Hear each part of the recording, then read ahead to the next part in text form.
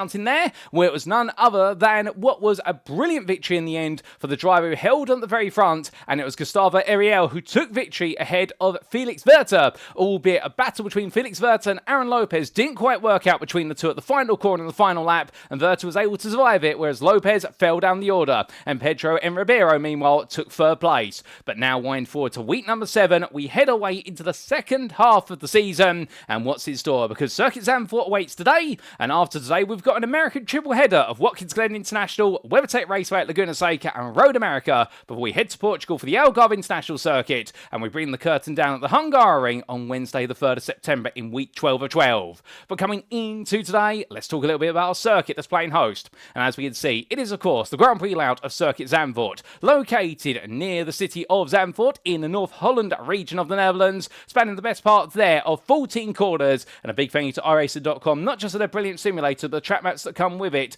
This is a circuit that many will have in their minds, where it play host to domestic racing, national racing, or alternative international racing, including the likes of GT World Challenge Europe over its extensive history, and many a Porsche Cup series as well. This circuit is no stranger to road racing at the highest levels, and we can expect the highest performances from our drivers keep competing today. But as they get ready to compete, a quick reminder of the rules, because we can't go racing without them. This is an open setup series where drivers bring their own setups to the grid for each and every week. The grid shall be set via a closed qualifying session, which is just about to conclude, and when we do see our drivers make their way to the grid, they'll commence the race via a standing start, as is the tradition of the iRacing Porsche Cup by Conspit.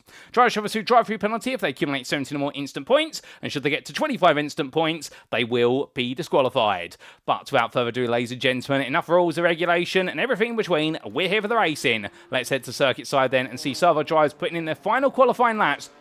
And as we say, it is night time at the moment, but whilst it is going to be pitch black out there as our drivers put in their solo qualifying laps, well, when they do make the way to the grid, it'll be full of headlights there from our 6-cylinder machines, and well, it's going to be an absolute treat on the eyes, much like Tsukuba much earlier in the season. But as our drivers are all the way around with their 2 flying laps available, they are on their second flying laps if they haven't already completed them already. Well, of course, our drivers head on down here, and it's looking as though Lucas Rios right now is the fastest driver out there in the number 7, and taking provisional pole with a 34.917.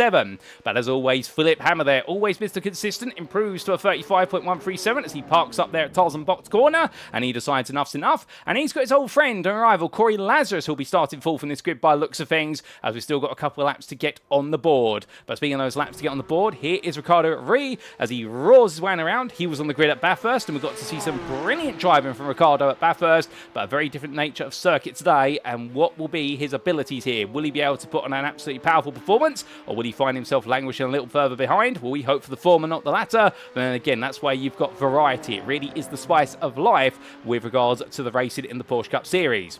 And in terms of number of laps we're expecting 16 laps of racing over the distance today. Indeed, we've got quite a plentiful number of laps, given the lap time around here is just over 1.5 minutes, and these races normally do take the best part of 25 minutes end to end, but they are defined by laps, not by race time. But as we do see Ricardo Ree making his way up towards the chicane that turns 11 and 12, well, here it's going to be hard on the brakes, and I wouldn't be surprised if we see some lockups when we do go racing there, particularly on the opening couple of laps where tyres and brake temperatures still need to be brought up to scratch. Well, we're on his way on past us here. Well, he right now definitely keeping himself absolutely in contention for a top 10 start. He is currently 10th place, but he is on a personal best in Sector 2. Can he find a bit more time in Sector 3 to complete the run and put himself further inside that top 10? We head towards the line. He's going to be one of the very last drivers to do so. And with that lap, does he improve? The answer is no, he doesn't. So Ricardo Rees stays 10th place, and that will be qualifying complete, ladies and gentlemen, because all the drivers out there who are on laps, they've completed their 2 flying laps plus their out lap, and the only driver who's not put a lap in will be started 20th on this grid. It'll be Hussein Ketman, who'll be started all the way down in 20th place as the circuit falls silent. But as we get ready to go racing, what is our strength for field, I hear you ask? Well, for our 20 driver grid today, we have a very high strength for field. Last time out in Australia on the Saturday slot, it was 3,966, but here today, it's 4,828.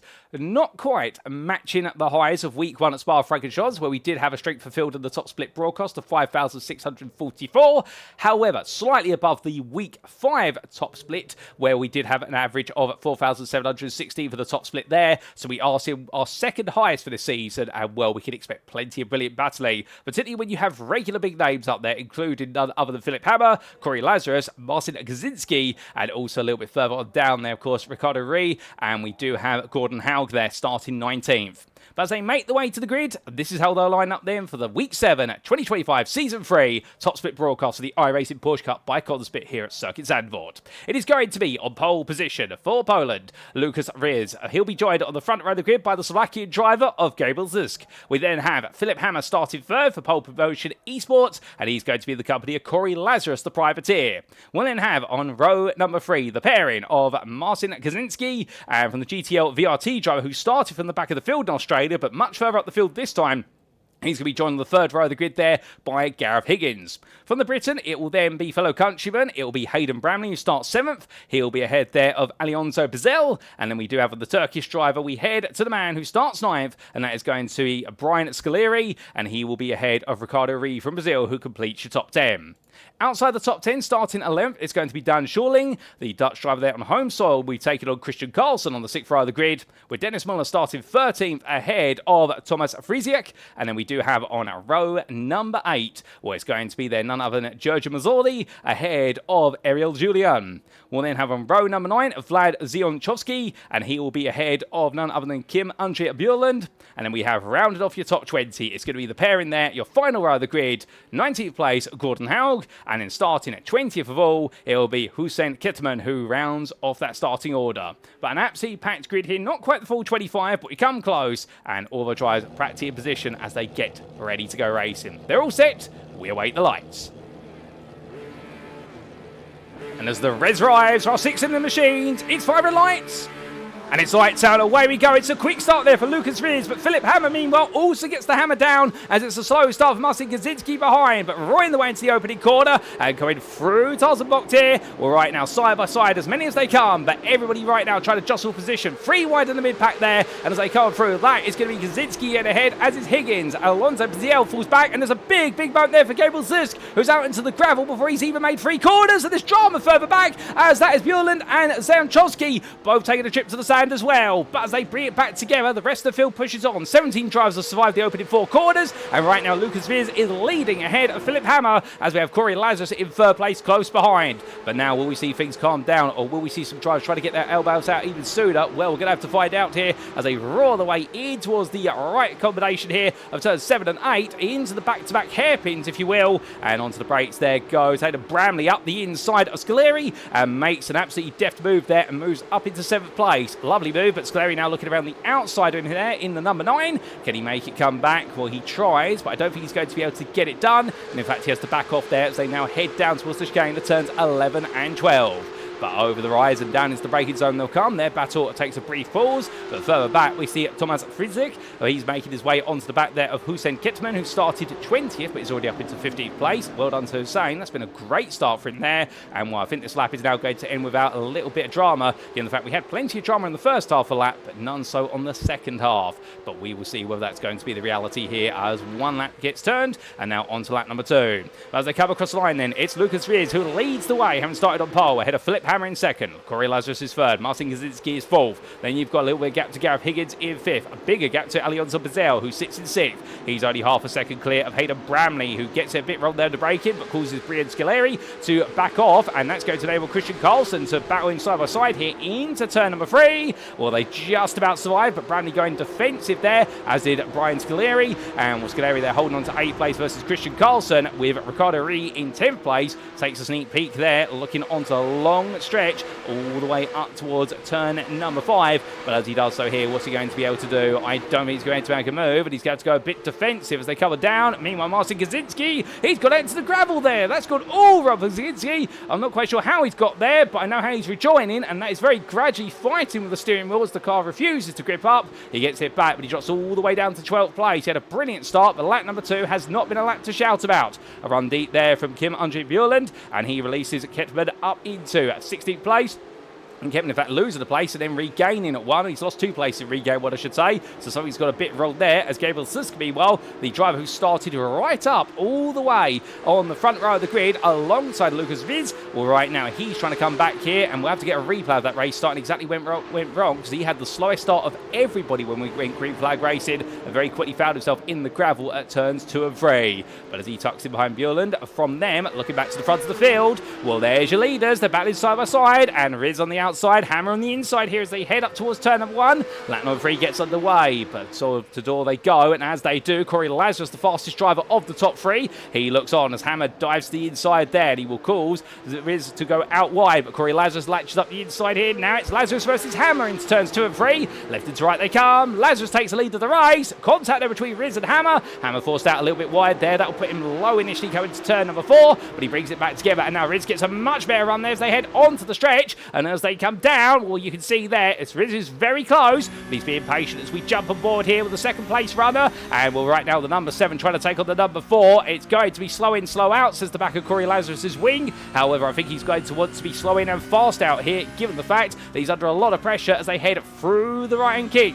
But going over that apex curve, and now into turns 9 and 10 they go, and Riz right here so close he could reach out and touch the rear wing of his rival, but he won't want to do that because otherwise he'll pick up a fine. And as he goes from right into left here, well, right now trying to eye out this move as much as humanly possible, but I think it's going to be a question of when, not if he's going to get another opportunity, or Philip Hammer's going to try and take that opportunity of him, because they roar the way down towards turn number 11. Well, Hammer's right there, but meanwhile Alionso Pizel falling back to 4th. Well, he's come to be ahead of Gareth Higgins. He's gained 4 places since the start, has our number 16 driver of Brazil, one of the biggest gainers at the start of this race, inside the top 10, but right now he's under a bit of pressure as Higgins is definitely starting to build some momentum. We're coming out of 13 in towards 14, completely flat out through here now. It used to not be flat out when it was a much less cambered corner, but with the camber introduced for Formula 1, it's made it flat out for a lot of classes. But as we do see there side by side, that is Gabriel Sis going around the outside of Gordon Haug through turn number 13. That's unconventional, but he's found the grip there in the yellow and black machine. Well, heading across that timeline, he now makes way up into 12th place, and Haug is under pressure here from Dan Schuling. And Schuling looking for the move here, goes the inside down towards turn number 1. Remember, you can defend turn 1 on the outside as much as the inside if you're willing to carry the momentum and the confidence. And there's a tap to the rear there of Haug's car from Ketterman. He goes deep in order to respect the fact he's gained an unfair advantage, and will Gordon Haug there being ejected forward. And I don't think he'll be too happy about the one because he's got a big imprint now in his rear bumper. But as they calm it down for a brief moment, well, we take a look back at the drama right at the start of the race, including how exactly it all went wrong for Gabriel Zisk right at the beginning. Now, this is looking to the man who started second on this grid. Quite convenient, given he was the door number 2.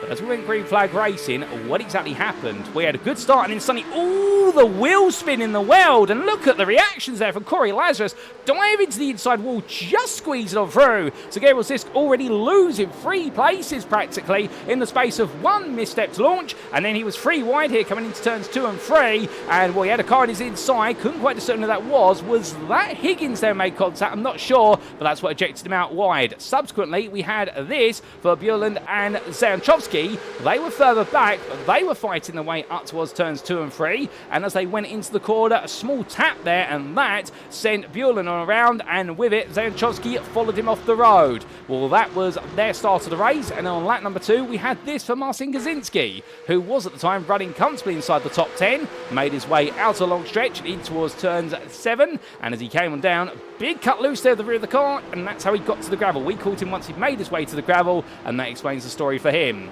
Then we had this happen for Hussein Kitzman on lap number 3, and this was in the same corner as where it went wrong for Gazinski a lap before. Is it the same mistake? And the answer is he just ran deep there. He understeered. No rear letting go there, just understeered for Kettman and released the places behind him. Thomas Frisia made his way wide, so a bit of disaster for many a driver. And then this happened later on in lap number 3. And this was coming into turns 9 and 10, so out of 9 they went. This was Ricardo Reed, the Brazilian driver, under a bit of pressure, tapped up the inside there, and that was, I believe, Giorgio Mazzoni looking for the move, but they both went round the end, but Mazzoni was able to get the crowd back down. Meanwhile, Reed had to stop the car, and those were your major incidents on the opening 3 laps. But let's return to your live racing, and as we do, Corey Lazarus has left the lead. In fact, he's dropped all the way down to 6th place, because this is now Philip Hammer, your leader we're looking at. Alionso Pizel's moved up to 2nd, and Gareth Higgins is up into third. We've lost Riz and also Lazarus. I get the feeling they've both made contact with each other, and as a result, we're going to have to try and take a look back at that very shortly, as Lazarus right now is all over the back of Brian Scaleri, but he's going to have to try and find a way through. Now, what can he do here? That's going to be the problem, because the fact this Zandvoort circuit, we've seen already the opportunities for too wide are plentiful. However, going too wide doesn't always necessitate you're going to make a move immediately, and it does cost you a lot of time because every corner can essentially be fought through around here. There are a couple of exceptions. For example, the chicane at turns 11 and 12 you don't want to really go too wide into, but the exceptions are quite rare. But coming down towards turn 1, that is Higgins up the inside of Zell, and meanwhile Scaleri versus Lazarus. And Brian Scaleri holding the outside line, chops off the nose of Lazarus and holds on to fifth. So Higgins is up into second. Meanwhile, Scaleri is still holding on to fifth versus Lazarus there, as we did have the two battles going into turn 1 simultaneously. But in terms of how Lazarus fell down the order, we will find out a bit about that very shortly as we jump aboard here with Corey Lazarus in the number 4. And as he powers his way through the stretch up towards turn number 7 again, well, what can he do this time? Well, I think he's going to play the patience game here, but look at the rotation on entry as he's got so much confidence on the front end of the car compared to Scaleri, who doesn't have as much confidence at quarter entry. His confidence comes mid-apex, where he's able to get the power down a bit better than Lazarus, but Lazarus right now carrying huge amounts of speed into these corners. The car's set up very well. He's got a very aggressive driving style when he needs to. He has this ability, does Corey. Over the years I've watched him race Porsche Cup, whereby he loves corner entry. If he can get the nose of the car into the corner, he carries so much speed to the apex compared to his rivals. But of course, that means when he goes to moves, he does have to really roll the dice if he's going to go for a lunge, because a lot of the time, of course, the idea is that you're slow in, you're fast out. That's the mantra of cornering. But for Corey Lazarus, it really is fast in, fast out. He really goes that approach, but it comes at the cost, of course, of front end really doing all the hard work, and the fact his rivals may not expect him to go for it. But there, having to back off through the latter half of the lap, he falls back to the grid versus Scaleri, and now he's going to have to try and attack again on lap number 7. Just behind them, Christian Carlson fighting here with Hayden Bramley. Carlson is the lead car as they head down towards turn number 1. Bramley's going to look up the inside. This is the fight for 7th place. And then the number 5 looks up the inside. Well, Hayden Bramley was the driver who came into contact, we believe, with Sisk at the start of the race. It was the Bramley-Sisk incident. And Hayden Bramley makes his way through there, back into 7th as Christian Carlson runs a little bit wide coming out to turn at number 1. Didn't quite get it right. Bramley almost makes his way to the tyre barrier there, coming out to turn number 4, but just avoids the instant, and now making his way all the way up towards turn number 7. We're now picking up the pieces once again. We look back to Vlad Zajanchovski, and right now the number 20 driver here, the lowest rated driver in this split, so therefore the driver with the biggest I-rated gains to be theoretically made. Well, he's holding on there to 16th place. And we're trying to chase down Hussein Kittman, but it's not quite working out at this time, and I think he's having to just play the patience game here, and I think all the drivers now starting to settle down. But as they do, that gives us a primary opportunity to take a look back at exactly what's happened to both, well, Lucas Riz and none other than Corey Lazarus on lap number 5. There was an instant between the two of them, and here's the quick replay. Now, this was the pair of them making their way down towards turn 1. Lazarus was leading at the time. Lucas Riz came barreling into the corner. That was very far back. Lazarus went to turn in, didn't see that Riz had come in like a missile, and in the end, well, the missile hit its target, but unfortunately also lost a fit or two there in terms of the speed through the corner, and Lucas Riz falling down, not as much as Lazarus, but that explains what happened between the two. So a nasty lunge there, and it didn't quite work out. I think that must have been a mistake under braking from Lucas Riz, because I can't imagine he would have done that intentionally. I think he missed his brake marker and hoped by diving to the inside that Corey would see him coming and open up the steering, but Corey Lazarus did not see the wayward driver. Meanwhile, back to your live racing, we head towards the halfway point of this race, and Kim Andrew Bueland, meanwhile, making a move on Dan Shirling. Shirling there flashes his lights. He's not too happy about the fact he's been passed right now, unless there's been a bit of drama between the two of them previously, and we haven't seen it. There could, of course, been, but there's a big flash of lights there. I think right now, in fact, Dan Shirling just tested out his lights and also tried to get into his rival's head. However, Bueland is not showing any signs of making any mistakes there, as much as Shulin would like him to. But things are closing up a little bit further up the road and further down the road, as meanwhile, in 20th place, this is Ariel Julian, who's all over the back of Thomas Viziak.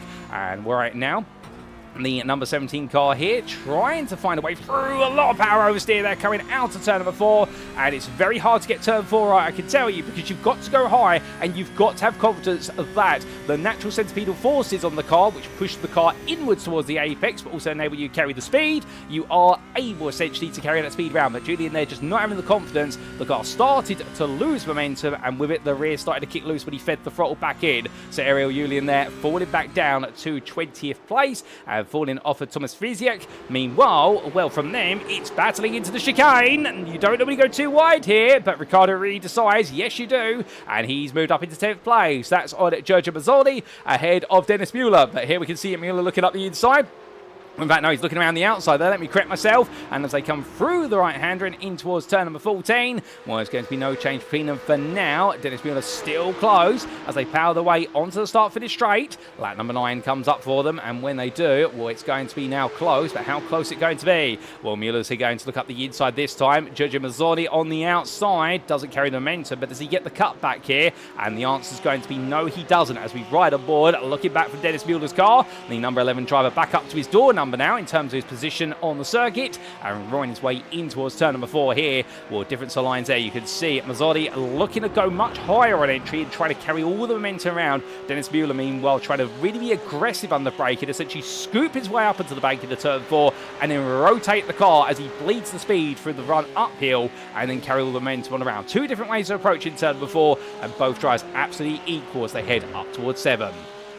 As they power their way through the kinks and curvature of the bendy straight. Well, through 7 they come, and in towards 8, 9, and then 10. Coming through turn 9's hairpin right now. And well, Dennis Mueller definitely started to establish a little bit of control over this 11th place spot. His next target with Riccardo Rui, who is 1.2 seconds ahead of him. Gordon Haug, meanwhile, runs very deep there, coming into turn number 9, and that gives the door wide open to Marcin Kaczynski, as Kaczynski there making the move and making it look straightforward. But I wouldn't be surprised if Haug could make a mistake, but keep in mind he started all the way down in 19th place, or the door number 19 driver here, I think, wary of the fact he has the number 6 drivers just past him, and given that Kaczynski started all the way up on the 3rd row of the grid, he doesn't really want to fight a driver, at least right now, who in theory is a much faster driver and would naturally overtake him. And that's what you've got to think about here. This may be a sprint race, but if you can save yourself losing some time battling with a much faster driver, then the theory is that Kaczynski will pull Haug all the way up to Mazzoli, who is 9 seconds up the road, and therefore become a bit of a disruptive force. And Haug as well doesn't want to fight too much, because otherwise he'll be pulled backwards towards like Kitman and Zanchovsky, and he doesn't want to end up battling with them if he can help it. So there's a lot of thinking going on here for our drivers, because of course every place is pivotal. However, you've got to know when to pick your fight and when you can gamble or lose a place versus when it's worth fighting for that position. And Haug there, I think, making the right call with regards to where his race exactly sits. But looking back to Zanchovsky, as he gets a really good ride to turn number 4, practically on the back of Ketman there, and out of the rise he comes, and in towards turn number 5. And as he does so, well, Hussein Ketman here under increasing pressure, as Zanchovsky does have Kim Andre Buren just behind. They're fighting over 15th place here, and Zanchovsky gets very close towards turn 7. Can't find a way in at the moment, but definitely trying to milk some pressure here on to the Turkish driver in front of him. And as he roars his way to the right-hander of turn number 8, well, look at that. Buren gets so close, he almost taps the rear of Zanchovsky, who had to back off there for the concertina effect into turn number 8. Now these three separated by 3 tenths apiece as they make their way from right into left into the switchback portion of the hairpins here, and coming all the way around, a tap to the rear of Zanchovsky. That was from Buren, almost loses the rear of the car, however gets it settled down there, but it goes to show you that Buren is much faster in the latter half of the lap by comparison with his rivals. He seems to be much happier with these low speed corners, but now he's got to find a way to get through. Zanchovsky goes deep, he goes to the gravel, and well, Buren's going to try and look around the outside. He'll be given the space, and he'll make the move stick there, but that's some mental pressure being applied to Vlad Zanchovsky, and in the end it takes its toll, and Kim Andre Buren moves up to 16th. Meanwhile, Hussein Ketman holds on to 15th, and he'll be smiling right now because they've been fighting each other hard behind, and it gives him some breathing room. But for what's going on towards the back of the field, let's come towards the very front. And it's still Philip Hammer who leads, as we say hello there to Mac Racing in the YouTube chat, who does cheer on Philip Hammer. And, well, it's always good to see you in the chat. And if you are there right now, don't be shy. Feel free to say hi, whoever you are, because here we're all friendly in the iRacing Porsche Cup community. Indeed, the only biting we do is under braking with regards to these carbon ceramic brake discs. But as Hammer makes his way in towards turn number 9 for the 11th time of asking, well, he is not alone because he has Gareth Higgins and Lucas Riez right behind him. That's your top 3, and it's a further 1.5 seconds before you do get to Alonso Bazell, who sits in 4th, and then a very confident 4th right now ahead of Brian Scolari, who wraps up the top 5 a further 1.5 seconds behind. So it's really the fight for the podium positions right now, including the win that's the big question mark. But Hammer, of course, does have one asset up his sleeve. We know his strength over the race distance is his consistency. As for the first time today, we see him run wide there out of turn at number 12. Indeed, I've been made to mark my words by the German, and I think right now, if he watches this back afterwards, he's going to have a chuckle at that one, because it seems whenever I applaud him for his consistency, he does seem to make a minor error of some description. But then again, let's not talk about it. The commentator's curse can't be applied, am I right? But throwing his way down towards turn number 1 right now, well, he's still got another 5 laps to go, and Hammer and Higgins and Riez right now are your top 3 altogether. Keep in mind, of course, that Lucas Riez was leading at this race early on. Then we did have Hammer battle with Riez, only for Corey Lazarus to decide to take the place off the 2 of them coming out of turn 1. But then it was a dive to the inside into turn 1 from Riez on Lazarus, where it was a mistake, we believe, in terms of he missed his brake mark and had to dive and try and put the car out of the attacker position, when then Lucas Riez and Lazarus came to blows, and Philip Hammer inherited the lead as a result of the chaos. But coming a bit further down the order, well, they're side by side. And it's going to be Kettmann on the inside, Mion Bjorn on the outside. And we'll see why they come through the right-hander of Tarzan box. And all the way they go up towards turns 2 and 3 here, side by side. And in the end, Kettmann backs out there, knowing you can't go to the inside of turn number 3. It's dangerous to do so just because of how close the apex arises from the entry point of the corner. You practically have to brake the best part of 50 metres earlier to make an inside line there compared to an actual outside racing line. And therefore, Bjorn used that to his advantage to force his rival backwards. We can see just behind, that is Zajanchovski, who's running 17th place. He's got Dan Schuling in close company behind him, with Thomas Fiziek and Ariel Julian all closing back up to each other as they head towards the closing stage of this race. There's battles inside the top 10, particularly inside that top 5, and there's battles outside of it. But you can see there's Zajanchovski going defensive, looks to dive up the inside of Kettmann, but not quite able to make the move stick. From them, we can now come back all the way to the bottom end of the top 5, and we jump aboard with Brian Scolari. He's chasing after none other than Alonso Bazell, but behind him, look at this, and here comes a move. It's looking to his left-hand side, and it's going to be there. Hayden Bramley looking up the inside. It's going to be too wide on the braking, and will Bramley get it done? Well, he gets it to the inside of the corner. Scolari, meanwhile, holding it all the way around the outside, and Zell goes deep. He goes deep, completely misses the mark, and drops all the way down to 7th, and that releases Corey Lazarus on pass. But Hayden Bramley moves up into 4th place. It's a smooth move there for the number 5 driver, and the Brit are right now gaining another place here, but 4 seconds now is the gap from 4th place to 3rd, so definitely all this fighting has put the podium finishes well up the order. And well, you can imagine the only way now we will see any of these drivers potentially take a podium is if there's drama between Riez, Higgins or Hammer. But we hope not for drama, we hope for brilliant battling, as we always do. And we normally do see it, to be fair. And as Hayden Brownlee comes down through turn number 8 right now, well, here we're looking to try and make the breakaway here. He started in 7th. He's gained 3 places since the start. He's done a fantastic job of this, albeit right now, as he has a big power slide there coming out of turn number 9, gets the power down very aggressively and catches the car or thereabouts. Further back, that's going to be 8th place now to Gabriel Zisk, who's made another place up after his difficult start and passing Christian Carlson there into turn number 9. But how exactly did he get the move done? Here's the replay to explain. So Ziska there very close by him, flashing his lights, trying to get into his rival's head. Made the way out of turn number 8, and well, looked up the inside. I think Christian Carlson went to turn in, saw what was happening, and decided, okay, I'm going to hold that outside line as best I can. But Gabriel Ziska there just able to get the power down much more happily and making that move count in short order. And that's how he's moved up to 8th place. So back to your live racing, and in good time as well, because lap number 14 comes on the cards. And as it does, Philip Hammer now under increasing pressure from Gareth Higgins, with Lucas Riez falling a little bit further behind. You can see them all together, and then the top 5 just makes its way into the rear of the camera shot for a brief moment.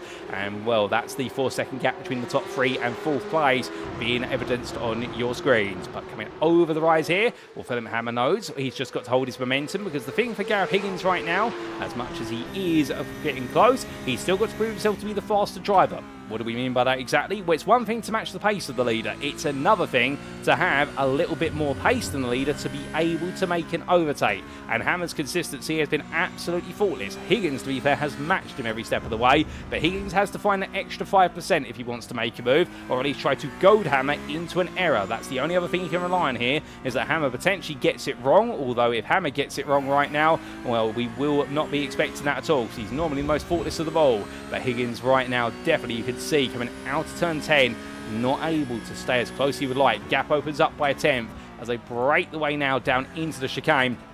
And Higgins having to be much more aggressive there over the apex curve of turn number 11 in order to make sure that Hammer's not able to continue to expand that gap. It comes to its risk. If he hits that curb too high with the front right tyre, it can massively unsettle the car. He has taken a gamble every time he cuts it a little bit finer, and if he gets it too far, it'll unsettle the car and it'll send it into the gravel at 12, and that'll be his race done and dusted as it comes down off the curb and it can damage the suspension. On to lap 15 they go. Personal best there for Philip Hammer, 35.321. He's not reached his peak pace, but he did set a purple middle sector that last lap. So Hammer right now continuing just to manage this race and manage his pace. Gareth Higgins, meanwhile, is now having to try and find a way to throw something at this, with Riz falling a little bit further back. 6 attempts to the third place man behind, and there you can see him on the rear as we look over the top rear wing of Gareth Higgins' car, and Lucas Riz, meanwhile, the number 7 driver, he's there or thereabouts, but he is losing touch with this battle, and I can imagine he's going to be a third-party player in this now as they head towards the very end.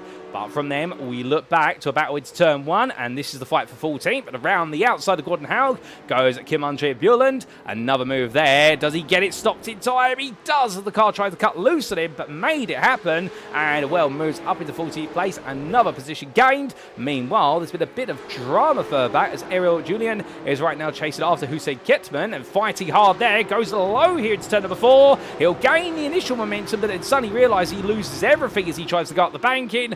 Ketman holds on. Vlad Zanchovski, meanwhile, now all over the back of him as they fight over 19th place. But roaring the way up towards turns 5 and 6, bouncing over the curbs there, which represent the club circuit. Well, right now, Zanchovski close, but not quite close enough as they roar the way down and out of turn number 7. I can imagine on the next lap, if not coming in towards the hairpin sequences here of turn 9 and 10, as we see a run wide there from Ketman, a brief run wide. Well, Vlad Zanchovski here really trying to toss everything at this, but I don't think he can find a way through.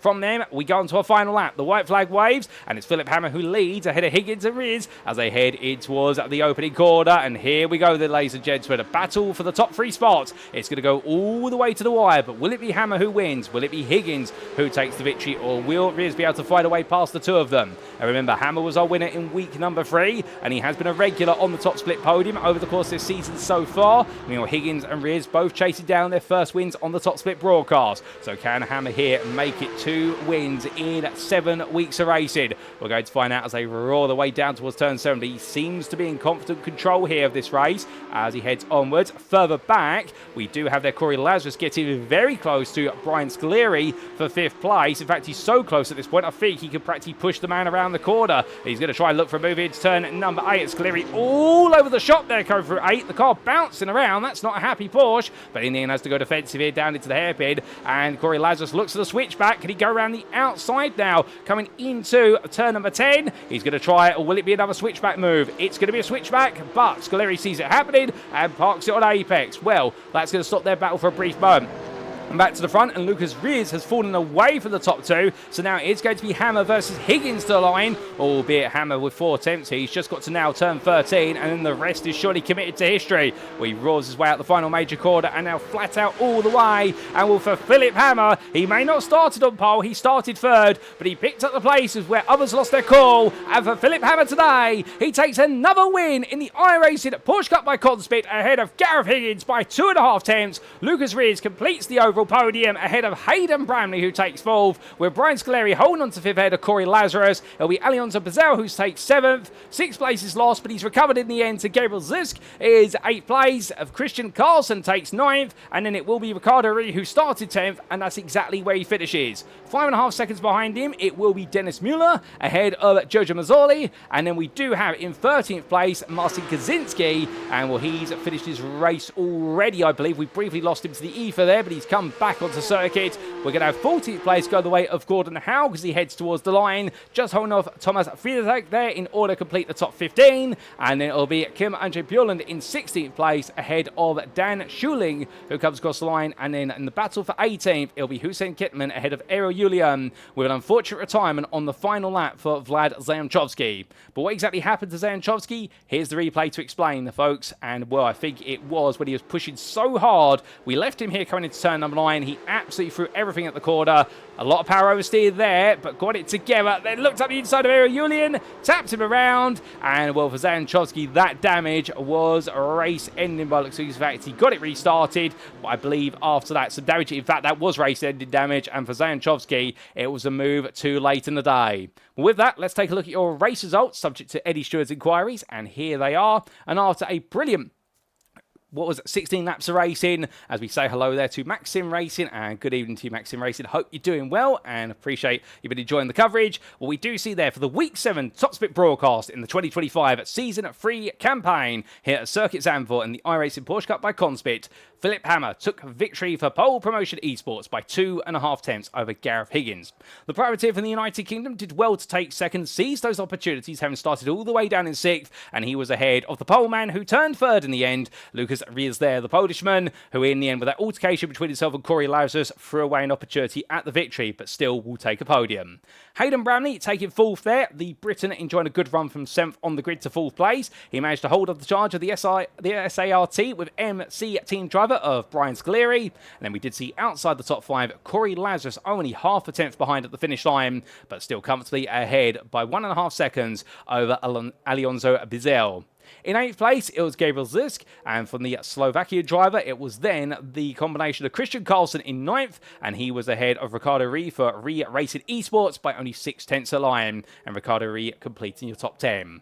In 11th, it was Dennis Mueller, who had a brilliant battle with Giorgio Bazzoli all the way to the checkered flag, with Marcin Gazinski taking 13th place in a frustrating race for the man who put it all towards the very front of the field, but in the end, it did not quite work out the way it wanted it to. He started 5th, but fell all the way down after an early race incident.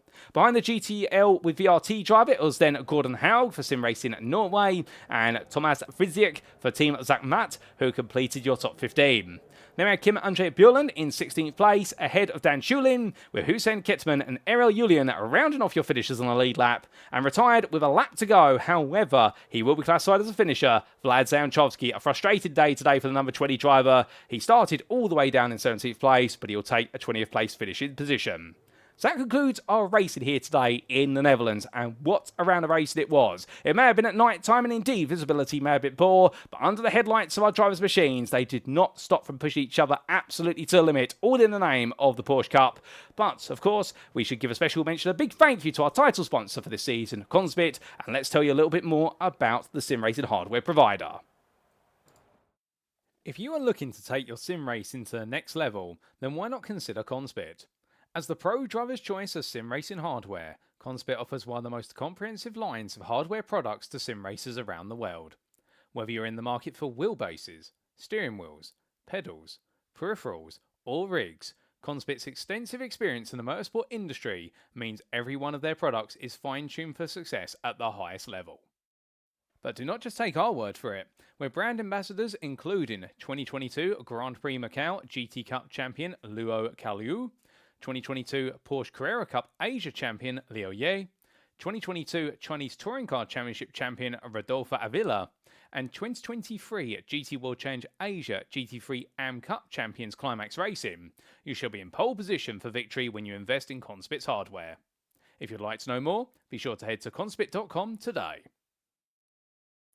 But with that, and a big thank you to our title sponsor for this season, Conspit. As always, it's massively appreciated. We wrap up week number 7. There's plenty more days of racing to go at Circuit Zandvoort if you feel up to it, but we're going to be turning our attentions now to week number 8 in a week's time, and with it the commencement of an American triple header, and it all begins in the US state of New York at the affectionately loved Glen, or Watkins Glen International as it's known in full. There it's heavily cambered corners. It's not going to feel too dissimilar from Circuit Zandvoort, but it's also got extended straights, and that is where we can see the drag races to each and every corner apex. But how will our drivers get on there? We'll tune in a week's time as we'll be bringing you all the top split racing action as it goes live, and that will be from the 1945 GMT or UTC, that's Greenwich Mean Time or Universal Coordinated Time slot, on Wednesday the 6th of August 2025. But until then, ladies and gentlemen, we've been the iRacing Porsche Cup by Conspit. I've been your host and commentator, Paul Walsh, also known as TX141 or Britain a Spit, depending on what media you follow me on. And until next time, have a great rest of your week. Remember to stay safe, stay well, stay smiling, and much like our drivers, ladies and gentlemen, remember to stay on track. Good night.